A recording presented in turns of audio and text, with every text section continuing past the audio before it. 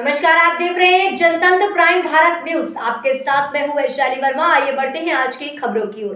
व्यापारियों को लेकर के, महिलाओं को लेकर के, युवाओं को लेकर के निरंतर हम लोग कई विषयों पर 2 साल से काम कर रहे हैं और इन 10-15 वर्षों के बीच में निरंतर कहीं ना कहीं समस्याओं से जूझते हुए, संघर्ष से जूझते हुए व्यापारियों के हितों में हमारे प्रतिनिधि व्यापार मंडल में लगभग 1 लाख सदस्य हैं और हम लोगों ने किसी राजनीतिक दल का दामन नहीं।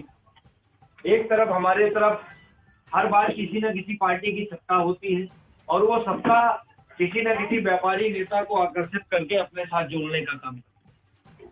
हम लोगों ने एक त्याग किया और त्याग इसलिए जरूरी था कि उस व्यापारियों की आवाज को अगर हम लोग पर्सनली ओबलाइज हो जाएंगे तो उन व्यापारियों के हित नहीं हो पाएगा।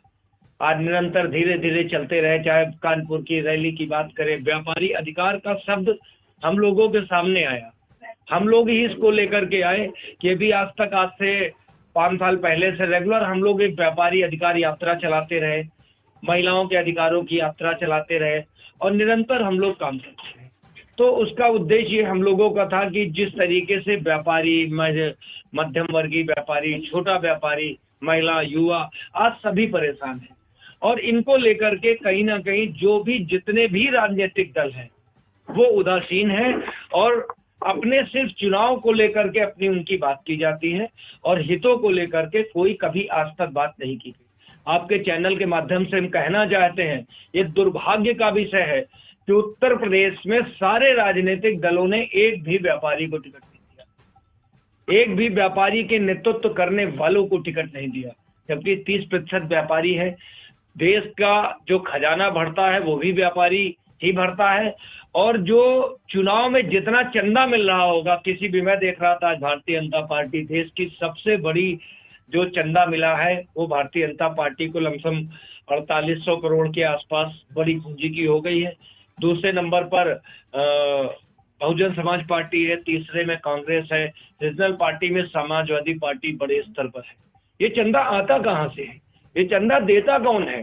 ये देने वाला व्यापारी है और व्यापारी वर्ग को लेकर के किसी भी राजनीतिक दल ने बिल्कुल नहीं सोचा, पहले भी नहीं सोचा और ना अब सोचने की बात है। जन अभियान पार्टी का उदय इसी बात से हुआ है। जन अभियान पार्टी हमारी जो हम लोगों ने लॉन्च किया, अभी दिसंबर में इसको लॉन्च किया गया है और हम लोगों ने उद्देश्य था कि 70% व्यापारियों को हम लोग चुनाव मैदान में उतारेंगे।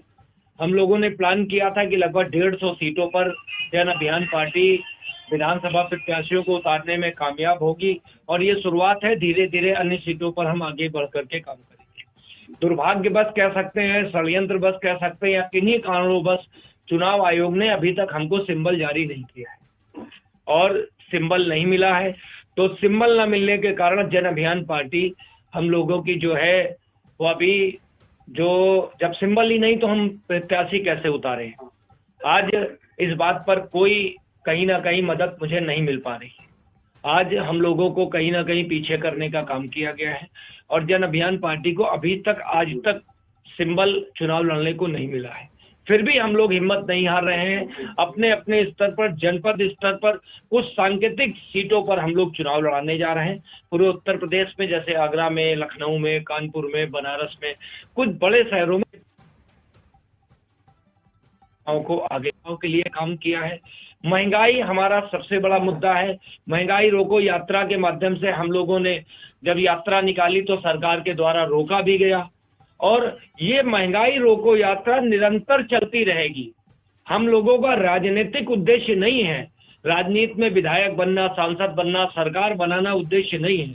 जन अभियान पार्टी का उद्देश्य ये है कि महंगाई कैसे रुके, एजुकेशन बेहतर कैसे हो, ठेले वाले, फेरी वाले, जो दुकानदार हैं, जो सर्दी, गर्मी, धूप, हर चीज का असर उन पर पड़ता है, कोरोना का असर उन्हीं पे पड़ता है।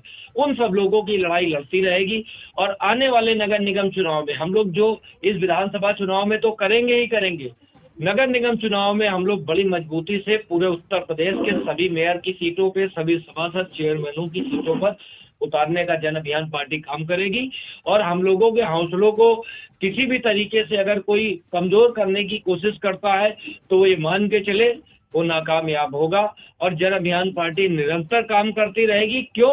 क्योंकि उसका उद्देश्य सत्ता पाना नहीं है, उसका उद्देश्य है महंगाई को रोकने के लिए प्रयास करना, 100% एजुकेशन लाना, हेल्थ पर काम करना, व्यापारियों के लिए आयोग बनाना, महिलाओं की सुरक्षा की बात करना, व्यापारियों को, छोटे दुकानदार व्यापारियों को दुकान मुहैया कराना, फुटपाथ पे बैठे हुए व्यक्ति को दुकान का मालिक बनाना, ऐसी सारी योजनाओं को लेकर के युवाओं को रोजगार करके ले की योजनाओं के लिए हम लोग काम कर रहे हैं और ये निरंतर करते रहेंगे। जैसे कई वर्षों से हम लोग करते आ रहे हैं और ये निरंतर करते ही रहेंगे।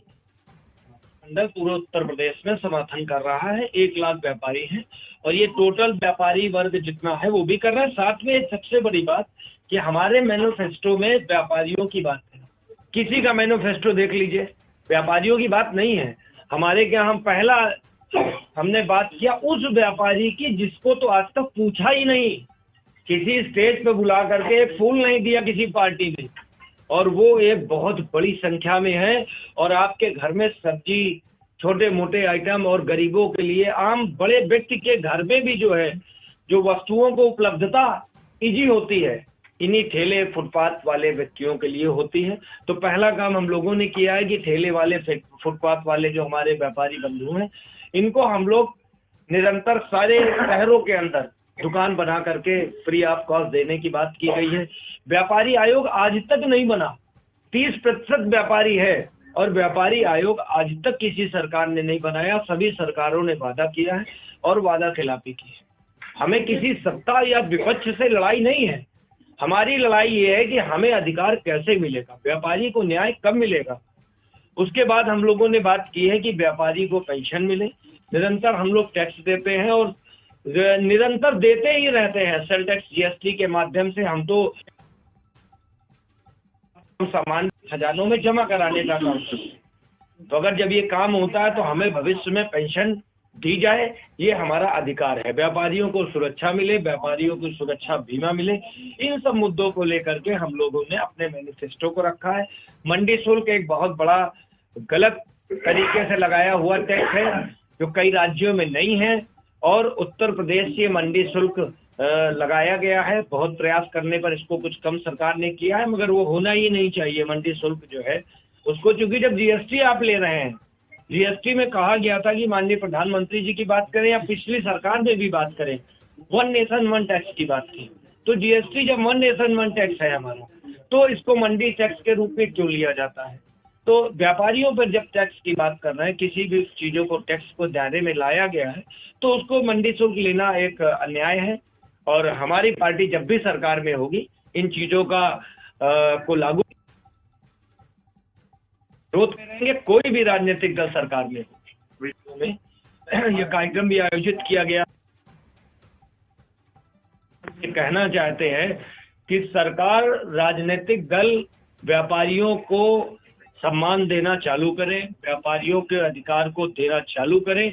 मैं एक समय आएगा कि जन अभियान पार्टी उत्तर प्रदेश में पूर्ण बहुमत की सरकार बनाएगी और ये व्यापारियों के दम पर सरकार बनेगी। 30% व्यापारी है और 30% व्यापारी जिसको वोट कर देगा तो सरकार पूर्ण बहुमत की उसी की बनेगी। अभी मैं चेताने का काम करता हूं कि जब भी जिसकी भी सरकार बने, ज्यादा से ज्यादा आज भी व्यापारियों को टिकट देने का काम पार्टियां करें और ज्यादा से ज्यादा व्यापारियों को सम्मान देने का काम करें, क्योंकि व्यापारी पे एहसान नहीं कोई पार्टियां कर रही हैं।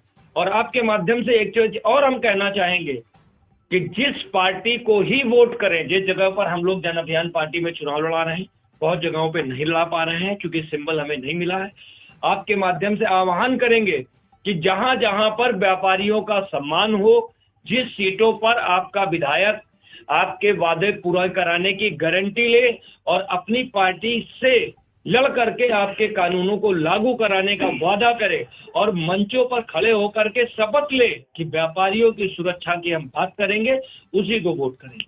किसी राजनीतिक दल का सवाल ये आता है कि इस विधानसभा चुनाव में आपको क्या लगता है कि व्यापारी कितना बड़ा गेम चेंजर हो? देखिए, व्यापारी ही जितना, देखिए 30% अगर वोट है तो 30% वोट वो सरकार ही बनाता हर बार। और हम तो कहते हैं सरकार चलाता ही है। और आप तो चुनाव की बात कर रहे हैं, हम कह रहे हैं नेताओं के जो भी उत्तर प्रदेश और देश में राजनीति कर रहा हो, जो चुनाव लड़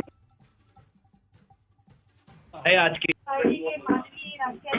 सर ने कहा कि महिलाओं को बाहर लाना, मतलब प्लेटफॉर्म देना है, राजनीति में एक कदम रखवाना है कि ताकि ये देश को बचे। जो एक नारी घर चला सकती हो, देश में भी परिवर्तन ला सकती है। ऐसे बहुत सारी बहनें हैं जिसकी अपनी पर्सनल प्रॉब्लम होती है, वो जाती है पुलिस चौकी, जाती है थाने अपना रिपोर्ट करने के लिए, लेकिन उनकी सुनवाई नहीं होती। तो उनकी सुनवाई नहीं होती है, तो इस पर्पज से लोग कहते हैं कि मैं क्या जाऊँ। मुझसे भी कहते हैं कि मैं कहती हूँ आप जाइए कंप्लेन करिए, आपकी प्रॉब्लम सॉल्व होगी। तो कहती पुलिस हमको ही डांटे। इस पर्पज से हम लोग जितना होता है कोशिश हम चाहते हैं कि उनकी भी सुना जाए, और जब तक महिलाएं बाहर नहीं आएंगी और इस तरह लड़ेंगी नहीं, उनको अपना अधिकार नहीं मिलेगा। इससे लड़ना पड़ेगा, अपने हक के लिए बाहर आना पड़ेगा, और एक मुकाम पाने के लिए आपको जितनी भी प्रयास करना हो एक हद तक करना पड़ेगा। इसलिए मैं कहती हूँ महिलाओं को आगे आना चाहिए और अपने हक के लिए लड़ना चाहिए। महिलाओं को सम्मान दिलाने के लिए जी कि आज हर आदमी रहेगा, हर कोई नजर जी जी अत्याचार ये जो भी रही है, समाज में पीड़ित होना या चाहे बहुत सारी ऐसी चीजें हैं, सेक्टर पे काम करना, उसमें मैं तम्बाकू मंडी में गई थी तो वहाँ एक बुजुर्ग लेटे हुए थे चबूतरे पर। वो 8 महीने से लगभग 1 साल से वहाँ थे, तो कोई उनको ले नहीं जा रहा था। मैं तब उनको उठा के लाई अपने घर पर, अभी मैंने उनको रखा हुआ है। और मैं इसी तरीके की सेवा एक समाज में, मैं किसी से ये नहीं कहती आप मेरे को वोट दीजिए, पहले आप मेरे को जानिए, समझिए, और हम किस बदलाव का इस समाज में बदलाव लाना चाहते हैं उसको समझिए, तब जाकर के आप किसी एक ऐसे प्रतिनिधि को अपने लिए चुनिए जो आपके हित में काम करे। ये नहीं कि सिर्फ एक सत्ता पाने का सा जुनून सब में होता है। आज आप देखिए एक बिजनेस बना हुआ है, पार्टियों में इतनी होड़ बनी हुई है। तो ये हमारे समाज की राजनीति ये नहीं कहती है। राजनीति कहती है कि हम अपने राज्य को कैसे उनकी नीतियों से सुधार सकते हो, क्या उनमें बदलाव कर सकते हैं। तो जब तक हम अपने बच्चों को, जो मैं एक काम कर रही हूँ वो बच्चों की एजुकेशन पे काम करना चाहती हूँ, कि बच्चे जब तक हमारे दिमाग की मजबूत नहीं होंगे तब तक वो किसी तरह से मजबूत है, ना ही वो हक पा पाएंगे। ये तो हमारा कॉन्स्टिट्यूशन का राइट भी है कि राइट टू एजुकेशन पर हम लोग काम करते हैं, और राइट टू इक्वालिटी तभी आती है जब हम एजुकेशन अच्छी रखेंगे। तो मेरा प्रयास यही है कि हम एक समाज को बदलाव ला सकें, और जो एक स्लम एरियाज हैं उनको डेवलप कर सकें, एक जो अमीरी गरीबी की खाई है उसको खत्म कर सके, उसी पे आगे बढ़े, और एक समाज को नई रूपरेखा दूं मैं। और आपने कहा कि